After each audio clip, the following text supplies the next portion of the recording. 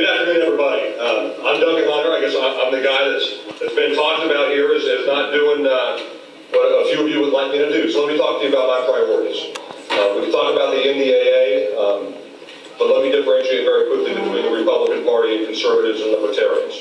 Libertarians believe in open borders. Ron Paul and Mike Benoit believe in open borders. No border security, none, zero. They don't believe in having our military anywhere overseas. They believe in legalizing drugs too, all drugs. I think that there is a role for government, and one of those roles is a secure border. You can't have a welfare state and open borders, or you end up with California. And California's going under. And that's one of the main reasons that California's going under. Talk about the children in Mexico, people getting child tax credits. Only way to stop that is by requiring Social Security numbers and E-Verify for people to get anything when it comes to taxes. Republicans are trying to do that right now. The Senate won't pass anything, but we've been trying. We've been trying to say you have to be an American citizen to get anything. Let me talk about my priorities. And the question was a good one. Is if the majority of people asked would like me to vote a certain way, I actually do vote my conscience. And when my ideology and my principles fall out of line with the people in my district, and they don't see me as a representative of them anymore, then I expect to be voted out. And that's the way that things should work. But I don't put my finger in the way and say, what do people like this time? I vote on the principles of individual freedom and liberty, strong national security, open markets, strong borders, and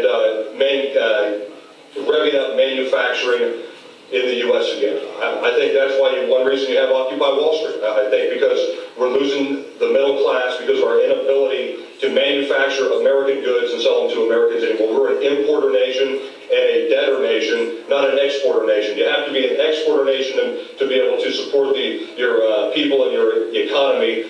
And we don't have that anymore because we have layer and layer of bureaucracies set over top of our market system. So number one, I think it is the federal government's responsibility to protect the American people. And in my opinion, that means fighting the bad guys on their turf. So they can't bring things across the border. They can't bring nukes or other types of weapons off of our ports on the different coasts. I think that national security is a major priority. I was in the Marine Corps. I've seen it firsthand. And I think that's one thing that the government can do that we cannot do for ourselves is go and fight other people so they don't come over here. Tied in with that is border security. You have to have secure borders, especially when you have a state like California that's a welfare state. Unfortunately, the Senate and my colleagues in Congress are not moving on any border security issues right now because it's a quote-unquote election year. But we're still fighting for it. Number three, very, very quickly, let me just give you, when it comes to the economy, what I see. Since 1954, you've had a Democrat Congress until 1994. You had 40 years of Democrat rule. And I'm sorry to Mr. Benoit and quite a few folks here, but that was your generation that let America fail and put us to where we are today.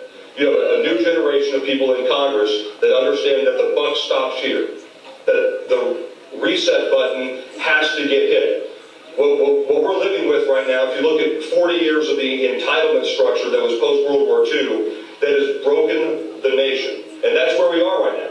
We are a product right now of the last 60 years of liberal ideologies and entitlement system that is simply unaffordable now. So what do? That's where we're at right now. And we're looking back, and I like to say to my dad and some other folks that we're in to say, you guys let this get to where it's at right now, frankly.